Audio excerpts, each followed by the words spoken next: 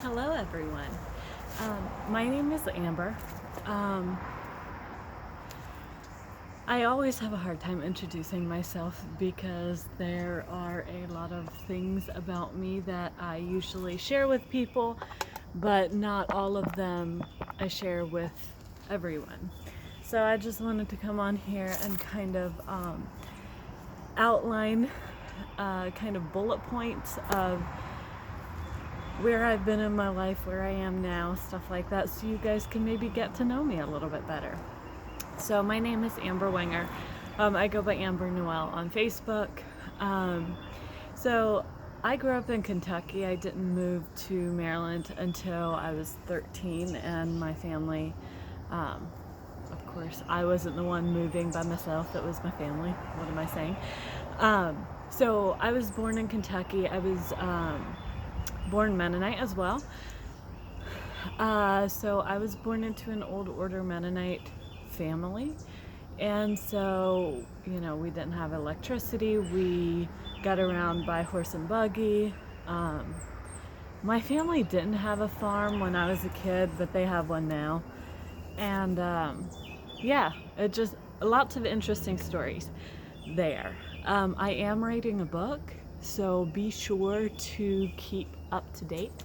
And I will be releasing that hopefully sooner than later, but it's difficult because every time I sit down, like, loads of memories come pouring back, and some days it's really hard, and you gotta work through your emotions and stuff like that.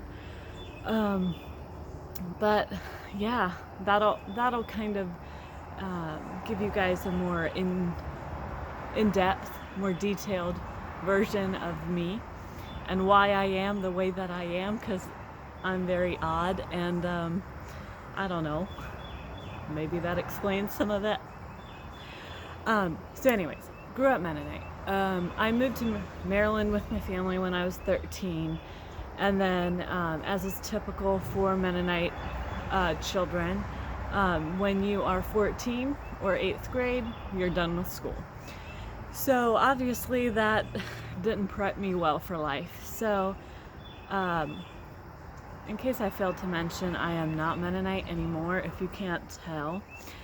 And, I'm online and everything. So, let's see. So, I moved to Maryland, finished school, did a few odd jobs. I did a lot of work as, working in greenhouses, working on farms, picking produce. I even worked for a florist for a while. We cut flowers off the farm there. We arranged them and sold them directly from the farm. I really enjoyed working there. That was really great. Until I got fired for not being a good example for their children because I wasn't Mennonite enough. And anyways, so did a few odd jobs. Let's see, when I was about 17, I think, was when I started my Rumspringa, because I was the oldest of 6. My mom was very strict on me, and she's not so much on the rest of the kids these days. Whatever, that's another story. So she made me wait until I was 17 instead of the typical age 16 you can start your Rumspringa.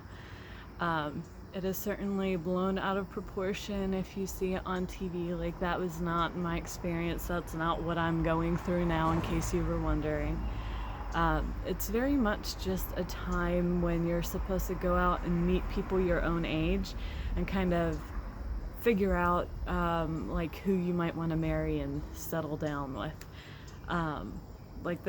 That's kind of more of the feeling that I got from my church, is that's what Rumspringa is for. It's not so much for going out and experiencing the world. But I was a bit of a rebel, and so me and one of my cousins used to go salsa dancing at a local bar here, and we were underage, but it didn't matter. They still let us in. We didn't drink, whatever. And one day I got lucky, and one day I met Reuben, and Reuben is the love of my life. He's my partner, and yeah, I met him salsa dancing. Everyone's always like, oh my God, well, where'd you meet him? And I'm like, salsa dancing. And they're like, wait, so you weren't that Mennonite when you met him? I'm like, nah, I had my foot out the door. I was already not very committed to the Mennonite life. I was never committed. And then he started taking me to the local community college, and we really explored all the resources that were available to me. I was able to get the Pell Grant, and that paid for about, I would say, like 80% of my school, fees were covered by that, which I am forever grateful for. Could not have done it without that financial assistance, because my parents were very much not a fan of me going out and going to school. They also did not like Reuben because he did not grow up Mennonite. He is not from here. And Mennonite people are usually very, very skeptical of outsiders, especially for their kids to be dating is like a big no-no. I didn't care. This is the theme of my life, right? I didn't care. I said, I'm gonna do what I want. And let's see, after a year of Reuben and I dating, like on the sly, you know, he wouldn't drive up to my house. I'd have to go meet him at the end of my driveway. I had to sneak out. My parents stood in the way of my life a whole lot. It's a common theme. So let's see, about a year after Reuben and I first started seeing each other, my dad did give me an ultimatum, and he basically said, hey, it's either him or us. And I was like, well, I see a future with Reuben. I don't see one with you guys. And actually, my dad didn't even tell my mom that that he had told me I had to move out. Like, I told her the next day, and she's like, oh my God, what are you talking about? What do you mean you're moving out? And I'm like, your husband didn't tell you? Yeah, okay, so here's what's going on. Yeah, communication isn't a strong point of my dad's. So, let's see, after that, I spent 5 years at the local community college. I worked on nursing. I worked on arts and sciences. So I finally graduated in the year of 2020 when everything was crazy. And yeah, so then I started working as a nurse almost immediately. So I didn't get to walk during graduation, which I've been looking forward to for quite some time because I'd never walked before, and this is going to be the first like real thing that I earned as an adult. I was very proud of that, and I didn't get to walk, and I was so sad, and I'm still a little sad about it, I'm not going to lie. And yeah, so then I started working almost immediately because with COVID going on, hospitals were hiring new grad nurses without us having our licenses first. Like, we could start our orientation process, and then later we went and tested for the NCLEX, and that's how I ended up doing it. So I didn't even get a little period of resting really in there. So I went from school. Oh yeah, and I forgot to tell you guys. So Reuben and I actually flipped a house. Let's see, it was May of 2020, I think, that we bought it. And so, yeah, we flipped a house in 2020 as well, in addition to me graduating and starting work. So we did a lot of the hard labor ourselves. My dad ended up coming over because he works on houses and stuff, and we have done a bit of work to kind of mend our relationship over the years. It's been a long, slow process. I will be writing about it in detail in my book. Don't worry, you'll get the scoop one day. It might not be today. So my dad came over, he did some work on the house as well. And now we're renting it out. So that's pretty exciting. It was a lot of work. My life seems to be a lot of work all the time. So then I was a nurse for 6 months. And then December 25th, so Christmas Day of 2020, I got Heelys for Christmas as I requested, and wouldn't you know it, I'd been telling people, oh, like, I've never broken a bone before in my life. Why would I say that? Why would I say that? Am I stupid? I don't know. You tell me. Anyways, because the next day, I'm coasting around at the local supermarket, and I fell. I broke my leg in 3 places. I had to have surgery.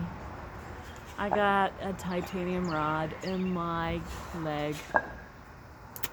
Yeah, so anyways, life does not go as we expect it. And so for the past several months, I have learned how to walk again a little bit. I still have a limp, but I can walk. But anyways, I had all this energy while I was home with a broken leg, so I started painting. And the first time I ever painted was a year and a half ago, when I was in California. My mother-in-law took me to a local paint and sip, wine and paint, whatever it is, night. And that was like the first time I'd ever painted as an adult.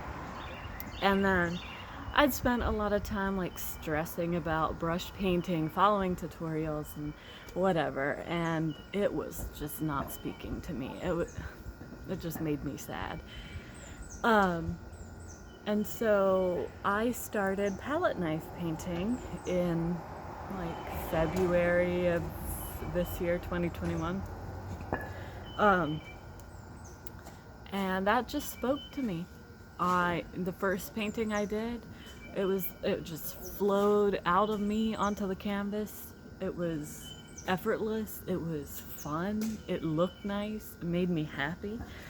And so I started painting like that, and I did a lot of research on the types of paints to use, and I tried a lot of paints. I experimented with a lot of different things before I settled down, and then I found Gaffrey Art Material, and that is a super amazing paint. I will tell you guys more about it some other time, since this is an intro on me. But so I guess I became an artist. I was recently in Leonardtown at a local art, like a local pop-up art gallery, and I sold 4 paintings. I took 6 and I sold 4 of them, and that was really, really nice. Like, that made me so happy. So yeah, that pretty much brings you guys up to date on kind of the outline of who I am. So yeah, I'm just waiting these days to be able to walk again so I can go back to work. And I am just painting and seeing what I can create. The kitchen was torn apart just a few days ago, and I just, brought my painting stuff back into it and set back up again. So I'm gonna start trying to take videos like this, and I am going to be trying to cultivate a nice YouTube channel. So I would really, really appreciate it if you guys could like and follow and share my videos, and just drop suggestions, drop comments. Let me know what you want to see from me. I already have a very clear idea of how I'm going to implement everything and my brand and all that.